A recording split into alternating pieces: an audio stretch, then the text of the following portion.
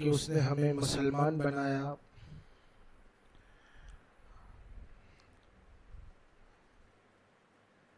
और जितना शुक्र अदा किया जाए वो कम है कि उसने हमें अपने आखिरी नबी रहमत दो आलम सल्लल्लाहु अलैहि वसल्लम का उम्मती कर दिया।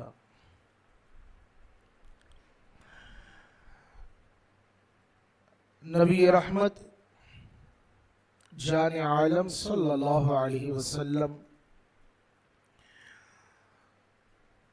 यकीनन आपकी हयात तय्यबा हमारे लिए बेहतरीन नमूना है।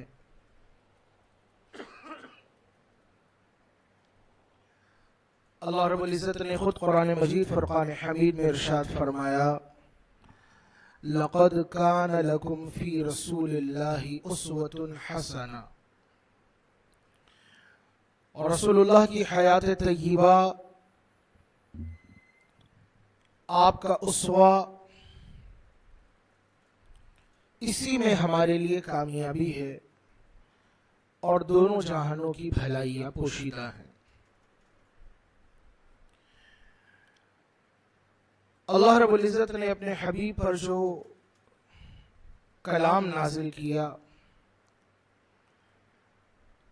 इसकी सूरह निसा आयत नंबर 58 में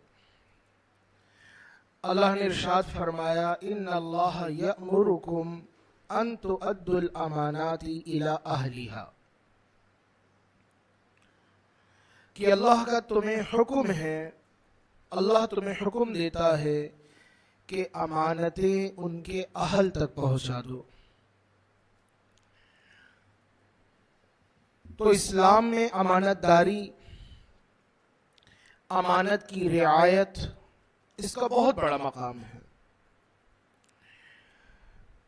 सरकार दो आलम सल्लल्लाहु अलैहि वसल्लम ने अभी ऐलान नबूवत ना फरमाया था,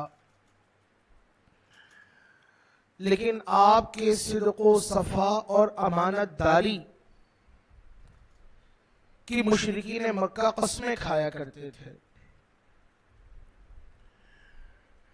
ये आपकी अमानतदारी ही थी कि वो दौरे जाहिलियत जिसमें अमानतें गस्ब कर लेना, अमानतें बर्बाद कर देना लोगों ने अपना शिआर और शेवा बनाया हुआ था। कुर्बान जाइए अल्लाह के हबीब सल्लल्लाहु अलैहि वसल्लम के। आपने अमानतदारी की वो मिसालें कायम फरमाई कि रहती दुनिया तक वो बेमिसलो बेमिसाल हैं। आपने जब सफ़र शाम फरमाया और हज़रत खदीजतुल कुबरा रज़ी अल्लाहु अन्हा का माल लेकर आप शाम रवाना हुए, तो हज़रत खदीजा ने आपके उमूर को मुलाहजा करने और फिर बाद में इत्तला पाने के लिए एक फ़र्द को साथ कर दिया था कि जब ये मोहम्मद सल्लल्लाहु अलैहि वसल्लम तिजारत करें शाम में, तो इनका तर्ज तिजारत क्या है। जब ये वहां पर माल बेचें तो उस माल को बेचने का तरीक़ेकार क्या है। इन सारी चीज़ों को मुशाहदा किया जाए और फिर आपको आकर खबर दी जाए। सईदा खदीजा, जिन्हें खुदा ने बड़ी माली फरावानी अता की थी, अब तक जितना माल तिजारत उनका मुख्तलिफ ममालिक और शहरों में जाता रहा, वो माल इतना नफ़ा आवर साबित ना हुआ जो माल उन्होंने रसूलुल्लाह के सुपुर्द किया। और हुजूर सफ़र शाम से जब वापस आए तो उनके माल का कई गुना नफ़ा उनको अता फरमाया। और उन्होंने जिस फर्द को मुकर्रर किया था, उसने आपके बारे में वो कसीदे पढ़े कि इनका चलना ऐसा था, इनका बोलना ऐसा था, इनका कलाम करना ऐसा था, इनका तिजारत करना ऐसा था। और फिर ये वो दौर था जब ऐलान नबूवत नहीं हुआ। मक्के वाले आपके पास अपना माल बतौर अमानत रखवाया करते। उन्हें अपने बारे में ये गुमान था, अपने मुताल्लिकीन के बारे में, कि हमसे माल ज़ाया हो सकता है, लेकिन अगर इन मोहम्मद सल्लल्लाहु अलैहि वसल्लम को माल सुपुर्द कर दिया गया, वो माल बर्बाद होने से महफूज हो जाएगा और वो अमानत में ऐसे फर्द की आएगा कि वो माल हमें नफामंद ही होकर मिलेगा और उस माल को हलाकत से हिफाजत मिल जाएगी। यही वजह है कि उस मक्के में हुजूर का जो लक़ब मारूफ था वो सादिक और अमीन था, कि आप अमानतदार हैं। आपको जो अमानत रखवाई जाए आप उसकी हिफाजत भी फरमाते हैं और उसको अता भी फरमाते हैं। एक वो दौर जाहिलियत था जब अमानतें बर्बाद की जाती थी। रसूलुल्लाह ने मिसाल क्या कायम फरमाई अमानत की हिफाजत की। हत्ता कि जब रसूलुल्लाह को कत्ल करने का कुफार ने पक्का अहद करके आपके बैत अक़दस का मुहासरा कर लिया और आपने अल्लाह के हुक्म से मदीने की जानिब हिजरत के लिए तैयारी शुरू की, तो मक्के वालों का माल तो आपके पास था, उनकी अमानतें तो आपके पास थी, लेकिन कुर्बान जाइए रसूलुल्लाह ने उस शब में भी हजरत अली को मक्के वालों की अमानतें सौंप दी। ए अली, ये फलां का माल है, अली ये फलां की अमानत है, अली ये फलां की अमानत है, ये अमानतें इनके अहल को सौंप दीजिएगा। अगर से वो अफराद दुश्मन हैं या उनके मुताल्लिकीन दुश्मन बन के बाहर तलवारें सूते खड़े हुए हैं, लेकिन हुजूर का अखलाक व किरदार क्या है, आप फरमा रहे हैं कि ये माल उनको पहुंचा देना और फिर आप मदीने आ जाइएगा। ये हमारे आका सल्लल्लाहु अलैहि वसल्लम का तरीक़ाकार कि बाल की नोक के करोड़वें हिस्से के बराबर भी अमानत के अंदर किसी किस्म का खलल वाक़ ना हो। और मोमिनीन को भी इसी चीज का हुक्म दिया गया और अल्लाह फरमाता है इन्नल्लाह यअमुरुकुम, मोमिनो तुम्हें अल्लाह हुक्म देता है। किस बात का? कुरान में तो नमाज का हुक्म आया, हज का हुक्म आया, ज़कात का हुक्म आया, अब ये कौन सा खास हुक्म है? अल्लाह फरमाता है अन तुअद्दुल अमानाति इला अहलिहा, अमानतें उनके अहल के सुपुर्द करो, अमानतें उनके अहल को पहुंचा दो। अहद रिसालत हजरात सहाबाए कराम रज़ी अल्लाहु अन्हुम अजमाइन, उनके अदवार को अगर हम देखें, किस तरह अमानतों की रखवाली की जाती थी, किस तरह अमानतों को सुपुर्द किया जाता था। हजरत उमर फारूक आजम रज़ी अल्लाहु अन्हु खलीफतुल मुस्लिमीन है, 22 लाख मुरब्बा मील से ज्यादा पर आपकी हुकूमत है, लेकिन मदीने में आप दरख्त के नीचे ईंट का सरहाना लगाकर उस पर आराम फरमा रहे हैं। और बैतुल माल का हाल ये है कि बैतुल माल से गुरबा, मसाकीन, जरूरतमंदों की खिदमत के लिए खुद माल ले जाकर उनके घरों तक पहुंचा रहे हैं कि कहीं ऐसा ना हो बैतुल माल में माल मौजूद हो और जो इसके मुस्तहकीन और जरूरतमंद हैं वो परेशानी का शिकार हो। हत्ता कि एक मर्तबा बैतुल माल से कुछ ऊंट गुम हो जाते हैं। हजरत उमर फारूक आजम रज़ी अल्लाहु अन्हु अरब की वो चिलचिलाती हुई गर्मी और धूप, उसमें आप निकलते हैं ऊंटों की तलाश में और बिल आखिर आप उन ऊंटों को पा लेते हैं और उन ऊंटों की लगाम पकड़कर आप उसे बैतुल माल की तरफ लेके जा रहे हैं। हजरत उस्मान गनी रज़ी अल्लाहु अन्हु, आप अपने घर में थे, इंतहाई गर्म दिन था, देखा कि उमर आ रहे हैं और आपके हाथ में ऊंट है, तो हजरत उस्मान ने आपको रोक लिया और पूछा ए भाई उमर, ये ऊंट इतनी दोपहर में कहां से लेकर आ रहे हो? तो कहा बैतुल माल के थे और ये गुम हो गए थे, तो मैं इनको पकड़ के ला रहा हूं। हजरत उस्मान ने कहा ठहरिए, मैं आपके लिए ठंडा पानी मंगाता हूं, पानी पीकर फिर आप चले जाइएगा।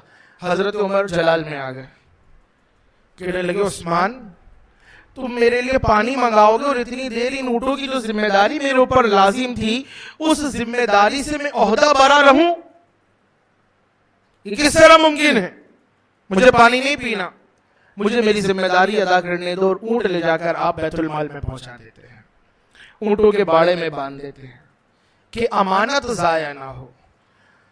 तो हजरत सहाबा कराम रज़ी अल्लाहु अन्हुम अजमाइन, उनका तरीक़ाकार, हजरत उमर बिन अब्दुल अजीज रज़ी अल्लाहु अन्हु, आपके बारे में आता है कि आपको जब जिम्मेदारी दी गई हुकूमत की तो आप 6 दिन लोगों से मुलाकात करते, लेकिन एक दिन आप लोगों से मुलाकात ना करते।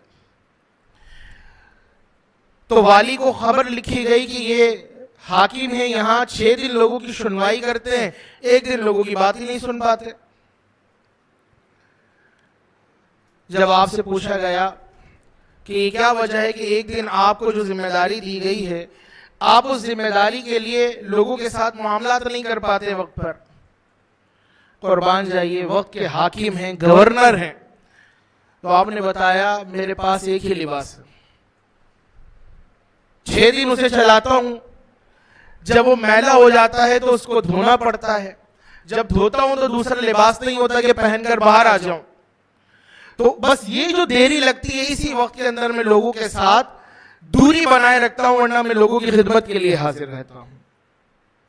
ये मुसलमान हुक्मरानों का तरीक़ाकार और तर्ज अमल रहा कि अन तुअद्दुल अमानाति इला अहलिहा, अमानत अहल के सुपुर्द कर दो। लेकिन दौर ने जब करवट ली, जमाना तब्दील हुआ और अहद नबवी से दूरी होती चली गई। आज आप देखिए हमारे यहाँ हाल क्या है। आज मुस्लिम रियासतें 55 से ज्यादा मौजूद हैं। उन रियासतों के अंदर मुसलमानों का हाल क्या है? फिर अमानत सिर्फ माली अमानत नहीं है, अमानत की बहुत सारी सूरतें और अक़साम है। लेकिन अगर हम सिर्फ माली अमानत को देखें कि माली अमानत के अंदर कितनी जिम्मेदारी का मामला किया जा रहा है, तो आज मगरिब में आपको, यूरोप में आपको इस्लामी हुकूमतें नहीं मिलेंगी, लेकिन निजाम इस्लाम का मिलेगा। तर्ज हुकूमत में, तर्ज हुक्मरानी में, रहन सहन में नहीं, सकाफत में नहीं, अखलाक की बात नहीं कर रहे। उनका तर्ज हुक्मरानी क्या है? वो स्टेट, वो रियासतें वेलफेयर रियासतें हैं, जहां पर अपनी रियाया की खिदमत को अपना फरीजा समझा जाता है। मुस्लिम रियासतें भी इसी नाम पर कायम हुई कि वो भी वेलफेयर रियासतें होंगी, वहां भी गरीब की सुनवाई होगी, वहां पर भी अदल इंसाफ का मामला होगा, वहां पर भी भूखे की फरियाद रसी के लिए कोशिशें की जाएंगी। और फिर बिलखुसूस अर्ज़ वतन पाकिस्तान, जिसको हासिल ही इसलिए किया गया कि कुरान के अहकामात को प्रैक्टिकल तौर पे यहां पे नाफिज किया जाए। लेकिन हाय हमारी कम नसीबी, अफसोस, बददियानती का बीज, करप्शन का बीज, लोगों के मामलात में खराबी का मामला, ये हमारी जड़ों के अंदर इस तरह सरायत कर गया है। आज पूरे पाकिस्तान का अगर हम हाल देखें तो मुल्क डूबा हुआ है। अगर बोनेर की वादियों से बात की जाए कि वहां पर क्लाउड ब्रस्ट होता है और फिर उसके बाद पहाड़ी तोदे गिरते हैं, पहाड़ी पत्थर गिरते हैं, और आन की आन में केपीके के अंदर उस मकाम पर बोनेर और उसके अतराफ में कई लोग लुक़मा अजल बन जाते हैं, घर सफ़े हस्ती से मिट जाते हैं। अगर इसको कुदरती आफत कहा जाए तो ये कुदरती आफतें तो यूरोप में भी आती हैं, ये आफतें तो मगरिब में भी आती हैं। ये पहली दफा मामला नहीं हुआ, ये तो एक कुदरत का कानून है जो चलता रहता है। मौसमियाती तब्दीली है, चल रही है, लेकिन मौसमियाती तब्दीली के साथ हमने क्या तब्दीली की? रब तबारक व तआला ने जमीन को मजबूत करने के लिए इसमें पहाड़ों की मेखें ठोकी हुई हैं, और इन पहाड़ों को मजबूत करने के लिए उसके ऊपर दरख्तों का जाल बिछाया हुआ है। अगर आप कंस्ट्रक्शन से कुछ आगाही रखते हो, जब स्लैब डाला जाता है तो एक सिंपल फॉर्मूला है कि आपने उसमें जो सरिया बिछाना है, उस सरिये का साइज क्या होगा और उसका गैप क्या होगा। जब ये जाल बनता है, तो जब सरिये का जाल बनाया जाता है तो उसके अंदर लोहा रखा जाता है। कोई 10 इंच का कर देता है गैप, कोई 8 इंच का करता है, स्टैंडर्ड हमारे यहाँ 6 इंच का रखा जाता है। लेकिन फिर बाज़ औक़ात इसको लोग मजबूती के लिए डबल जाल लगाते हैं।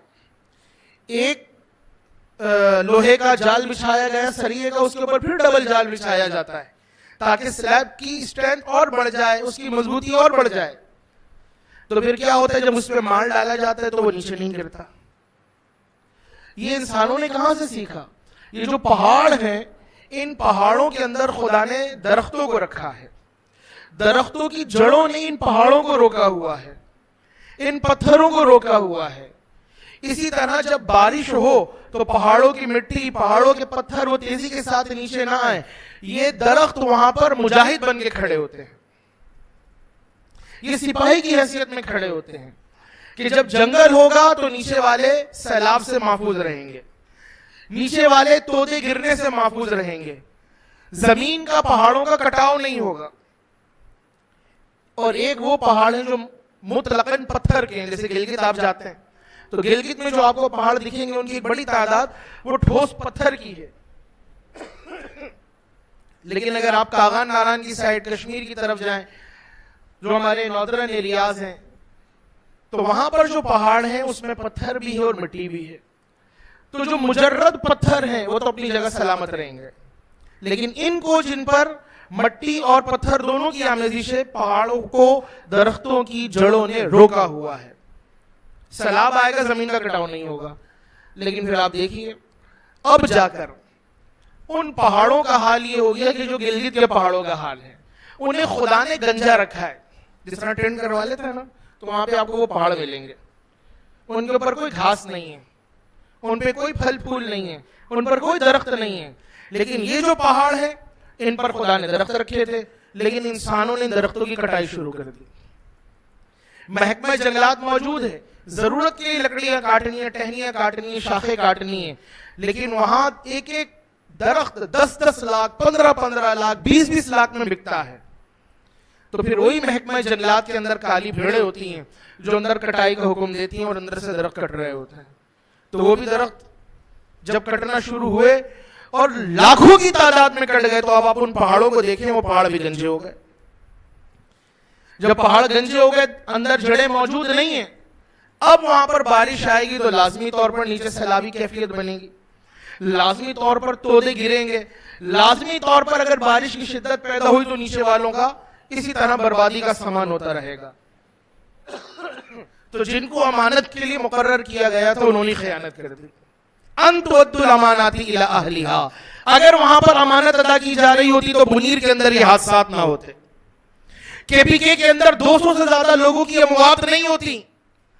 आज वो जिनके मर गए, वो किसके हाथ पर अपना खून तलाश करें?